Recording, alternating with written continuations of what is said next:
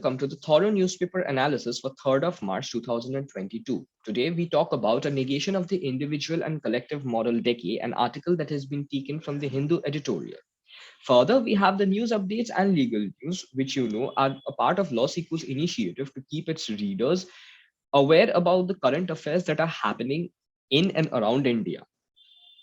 So before we delve into today's article, which talks about an individual and collective moral decay.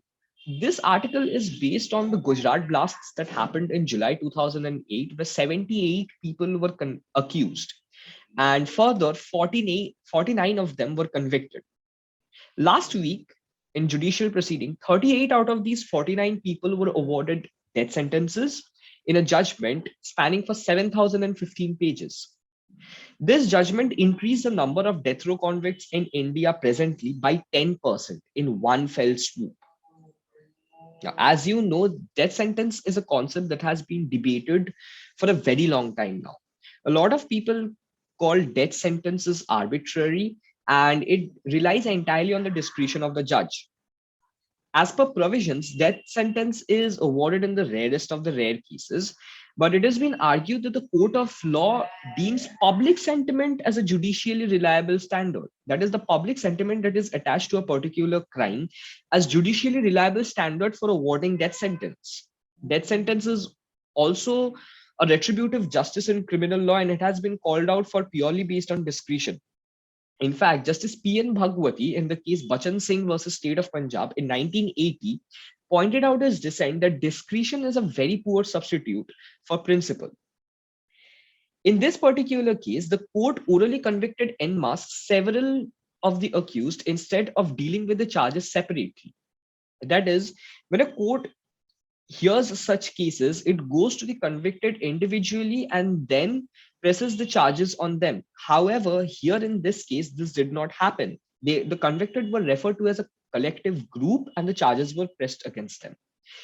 This did not indicate the individual roles of the accused, which many might conquer that not everyone has to act in the same level for a particular crime to happen. But in this case, the individual roles in the crime were not indicated when charges were pressed. Further, the accused were also deprived of a defense, crippling the possibility of a mitigation argument. A mitigation argument is the last resort where the court views the individual as a human and not as a convict. In a mitigation argument, the defense comes forward and talks to the judge of the human being that is present, not the convict. It humanizes the convict and talks of the effect he has had on the society, on the people that knew him, not based on the crime, but the people who knew him as a person. It talks about whether a person is guilty in his conscience, about whether he is sorry for the acts that he has committed, and whether he wants to change, whether he wants a second chance, whether he would value that. This mitigation argument was not given in front of the court, and this is a major crippling of the justice as we know it. The court's decision to ignore this says a lot about the society's collective bloodlust and the craven view of human potential. Further, the court's decision to ignore this says that we as a society have collectively become very bloodlust, that if someone commits a crime against us, we are ready to meet them back the same justice in the same way. This is not something that we as a society should be doing. And the court's decision to ignore this is a further proof of the craven view of human potential that we have somehow undertaken. Further, calling it a death penalty itself is problematic. In a penalty, as we know, let's say in a tax penalty, we just levy extra penalties and tax on the person who has committed a tax fraud. But this cannot be said in the case of a death penalty. After imposing a death penalty, there is no way a person can go back. It is a permanent sentence that negates the individual for a final time. It also assumes that our institutions are infallible and user-proof, which has repeatedly been proved false. There are cases that are challenged and there are cases where the judgments have been overturned. But somehow this judgment proves that we believe that our institutions are infallible and user-proof. Coming to the next, we have the news updates. World Wildlife Day 2022, which is celebrated on 3rd of March, is our first article. World Wildlife Day is celebrated on 3rd March every year. The theme for 2022 is recovering key species for ecosystem restoration.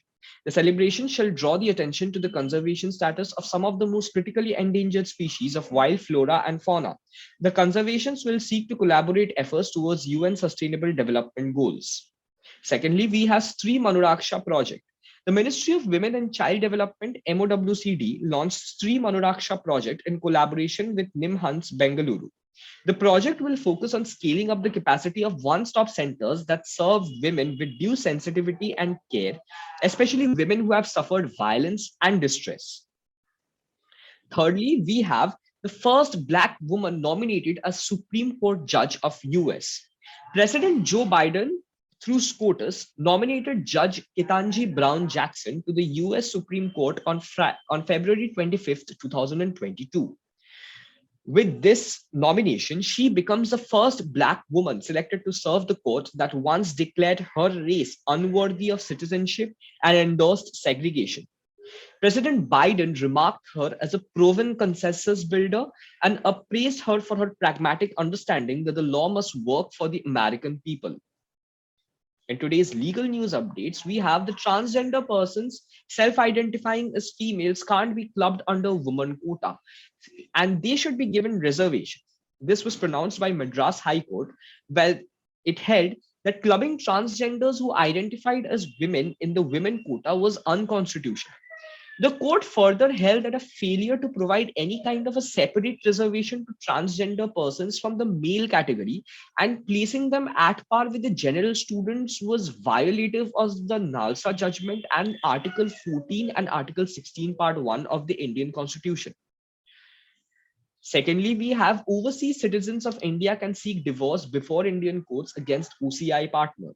And this was pronounced by Karnataka High Court. The Karnataka High Court, in a record judgment, held that overseas citizens of India who are card holders can seek matrimonial relief against estranged partners who is also an OCI card holder before appropriate courts in India. The court held that once an individual is lawfully admitted into the territory, even foreigners are entitled to certain rights.